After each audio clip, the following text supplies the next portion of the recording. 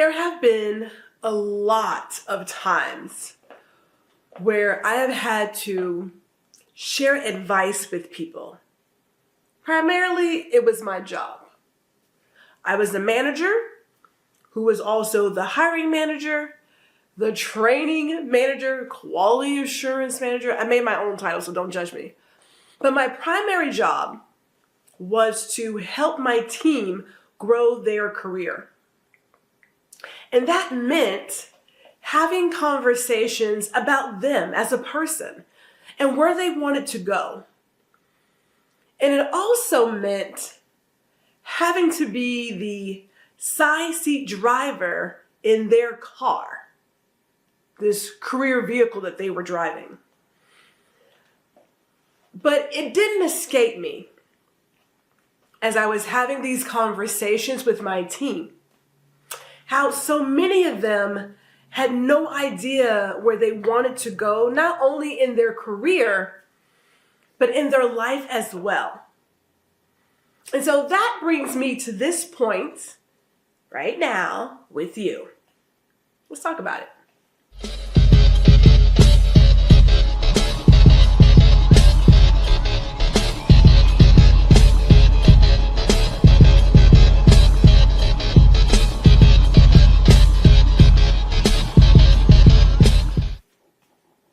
Hello and welcome to Ladies Listen Up. I am your host, Gwendolyn, G.R. Houston Jack. Where do I want to start with this? Where do I want to start with this conversation of how so many people, when you ask them what they want in this world, who they are, where they see themselves in 3, 5, 10 years, that they come back with a question mark. I don't know. I've never really thought about it. I don't like the question. It's a hard question to answer. But is it? Is it? You know what got me when I was working with my team, asking them where they saw themselves in their career, and not 10 years, not 5, in just 1 year, just one, 12 months, 52 weeks. There was always this hesitation of saying out loud what they wanted. There was also this expectation that me, as their current manager, had the answer. I had a young lady tell me, but you're my manager. Like, you should want to know this. You should want to. Now, let me give you a little bit of context. Let me just do what I do and step back 1 second. There was this want to let me know about all of the things that was happening with her. There was this need to tell me certain things because I'm her manager. Kind of like a parent-child role, which is not what managing is, okay? I never managed people. I managed their careers. If you hire great people, they will do exactly what they're supposed to do. Let me leave that conversation for another day.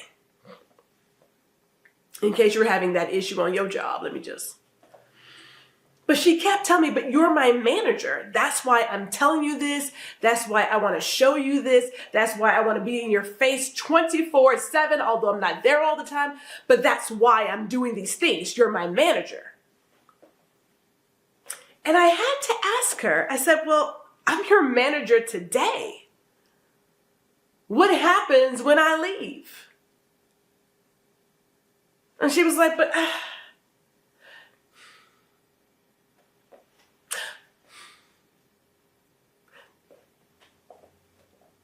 we have a problem in this country that we create these really unrealistic, unsustainable relationships that lead to a certain level of infatuation, that we have this idea that this person is here and I am here, and therefore anything I do must be approved and come from this person here. Forget the idea that we are all mortal beings, and at any time, if the good Lord says, I'm going to call my child home, what? But she was really stumped. She had no idea how to answer the question when I told her what happens when I'm not your manager. Because I would ask her, what do you want to do with your career? Or what do you think I should do? Where do you see me? I kid you not. I let my team know I don't care what you do. Because your career is not mine. I don't care. My job is to help you reach whatever height you want to reach. That's my job. That's where my care and concern comes in. Providing opportunities for you to do what you want to do. That's my care and concern. What you do, I don't, hey, really. Because that's your life. You are grown. Has nothing to do with me. As I would tell them, my career is my own. Gwendolyn is focused on getting her career places. That's my care and concern. Getting my paycheck, getting my stuff done, my dreams, my aspirations. That's my concern. I'm not concerned about you. When I go home, I don't even talk about you. I'm not concerned about you at all. These are working relationships. When I'm here, I'm locked in because I'm clocked in. When I leave, I don't care. Believe it or not, I was one of the favorite managers because I was that good at my job. But let me focus. She couldn't answer the question. Her whole entire thing was somebody, somewhere is going to tell me what to do. Because her parents did it, the teachers do it, the other managers have done it. Everybody has told her what to do. No one, and I'm not going to talk about her parents because her parents probably did it, but you know, kids. But no one really said to her, the choice is yours. The choice is yours. So that is our message today. I am telling you to take leadership on your journey. You got to jump into it because the choice is yours.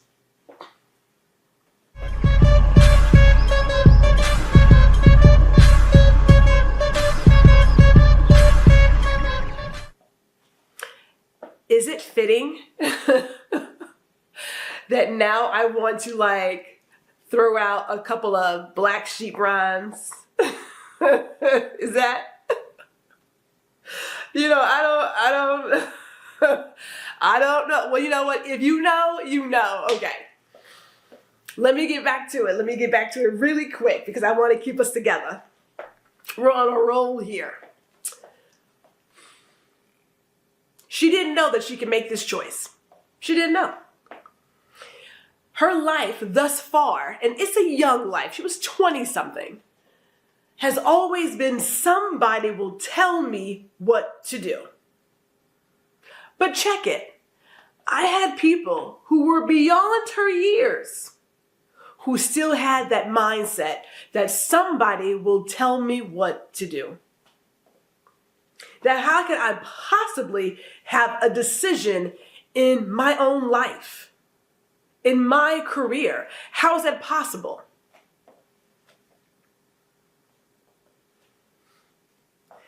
It is possible. The only person who can make any decision about your journey is you.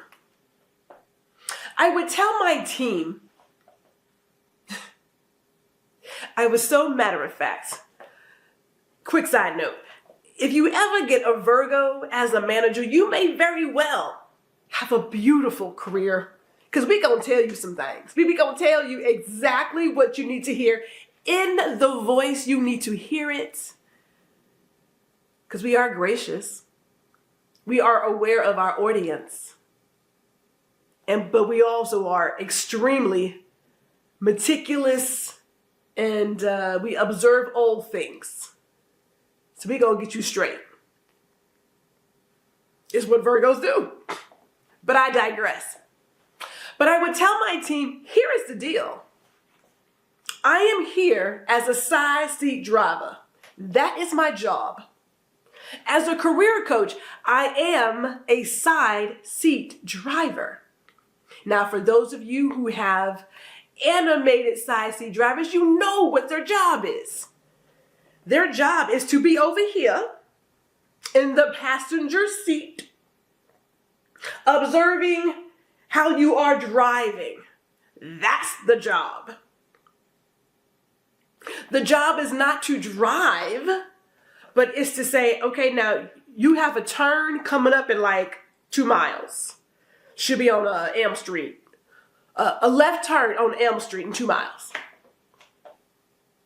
Or this car, I don't think he's gonna stop. He may not stop. You might wanna. We're side seat driving. And if you're like me, and you don't blow the horn fast enough, I will reach over and blow the horn for you. Yes, my husband hates me when I do it. I'm like, blow the horn. But I'm a side seat driver, which means this, as I told my team, if you do not put your foot on the gas and go, we go nowhere. We go nowhere. This car does not move unless you move it. You have to move it. And then when we're moving, where are we going? Now, are we out here just side seat driving and lollygagging and observing the world? Like, is this a Sunday stroll kind of thing? Or are we moving with intention? Is there a destination in mind? Because I'm good for a road trip. I am a road tripper. The hubs and I, we are road trippers. So I will plan for a couple of stops for gas and snacks, some of those photogenic places. I will do that. And I will, take my time getting there. I can make the pathway. Or if we're just going to sort of be out there any kind of way, just sort of enjoying the moment, vibing out along the coastline of California or Oregon, I'm good. We can do that too. But let me know what we're doing so I can plan, because, Virgos. And people were like, well, gee, I just want to, but couldn't you tell me? This is where you are. This is where a number of us are. We are still waiting for someone to give us permission to live the life we want. We were trained that way. We were trained in elementary school and junior high and high school to ask for permission. Very few of us get the notion or the message or the lesson that you can do whatever your heart desires. You can choose to go down this path. Very few of us break free out of that. It's very defined, you must do this thing. And I get it. It is everywhere. I am surprised at the number of young people do what they do with the way that we train them to think. We don't train them to think. We train them to follow direction. We train them to give the right answer. We don't train them to look at stuff logically and with discernment and comprehend what's being put down. We don't do that. We don't do critical thinking. We don't force them to ask questions. Because God forbid if you ask a question. Don't ask me why, just.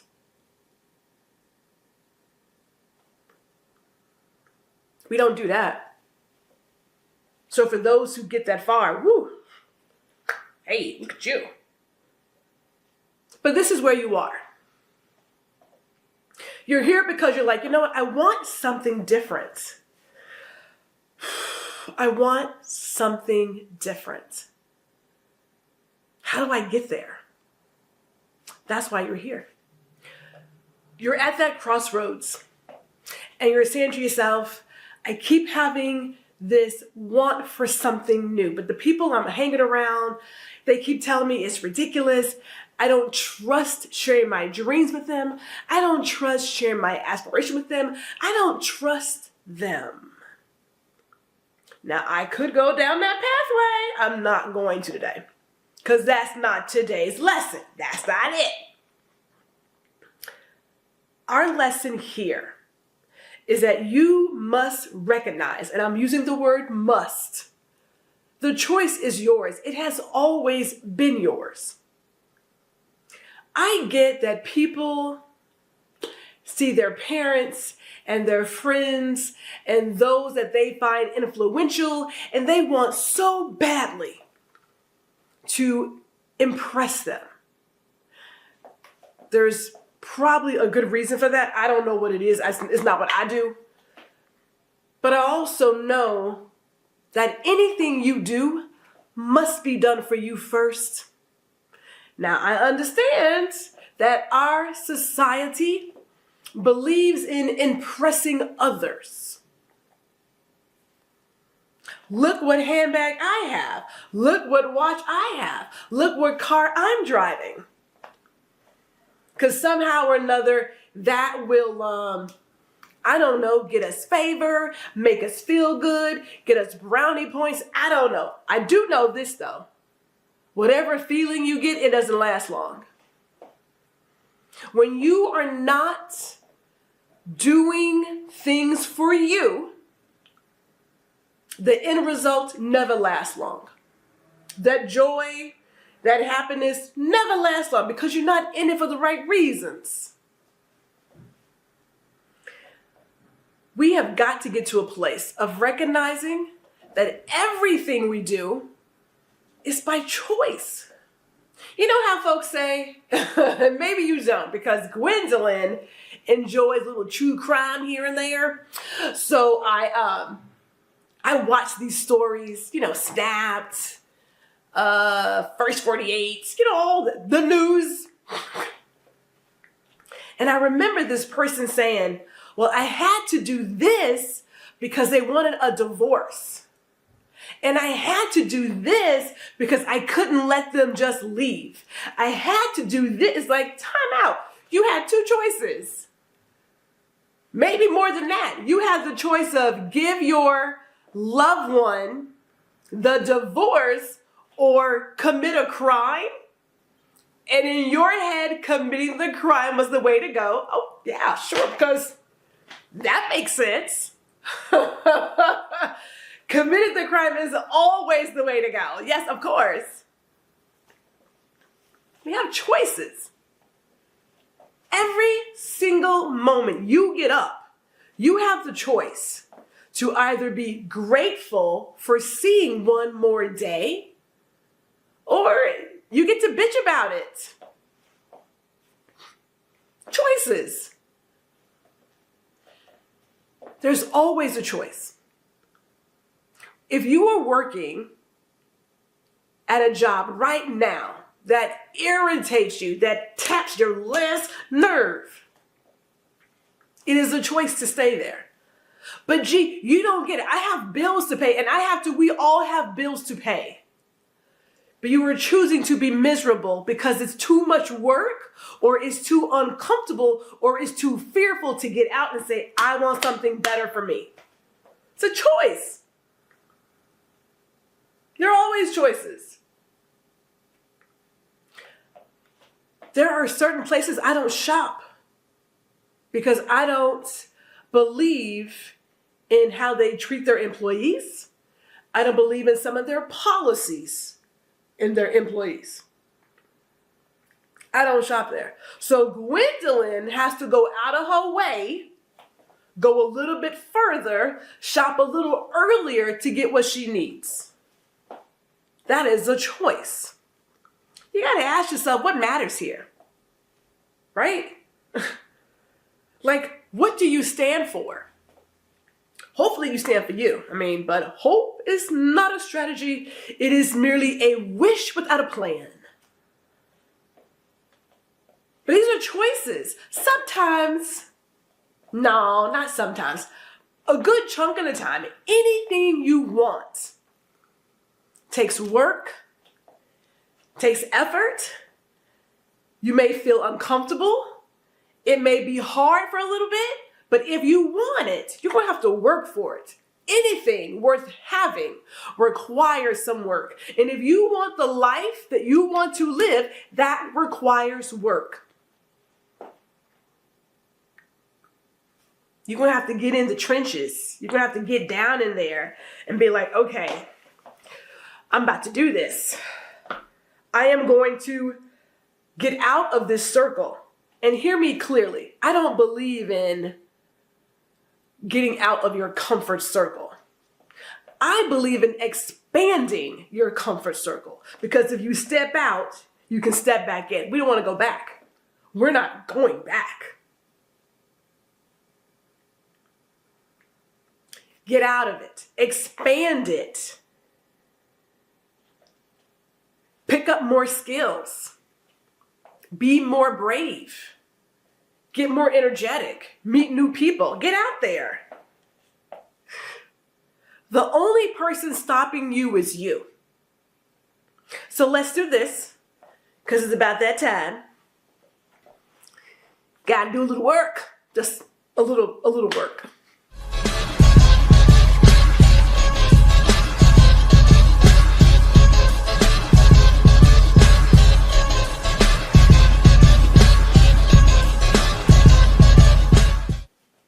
Now, we have been discussing choices. So where do I believe you should start if you're on this journey and you are ready to make this very big change?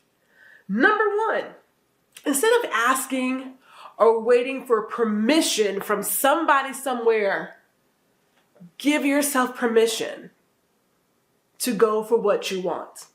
And you may have to write down on some Post-it notes. I do know that typically they do have these really cute heart-shaped Post-it notes, but you can find any other Post-it note that has some sort of affirmational message on it. But get a note or a piece of paper and write down, I give myself permission to live out loud. I give myself permission to pursue my wildest dream.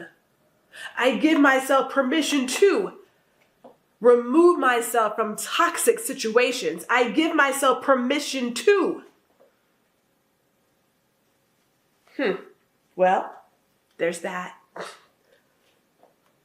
Put these notes in your car, on your mirror, wherever. It could be at the workplace. I give myself permission to.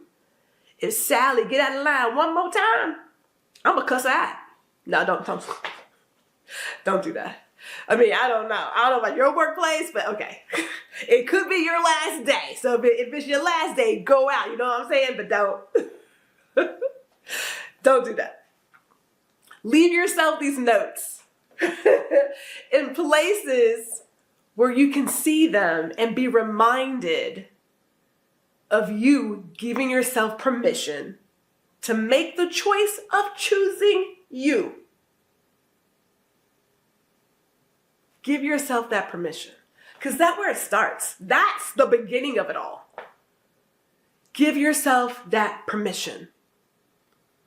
The choice is yours. It has always been yours. Now, once you've given yourself the permission, number two, follow through. Go out there and do it.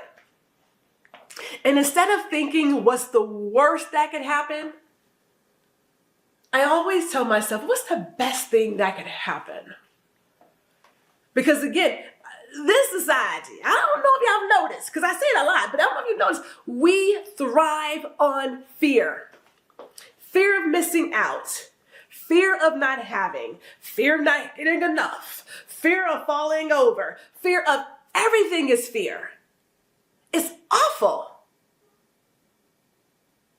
It's awful.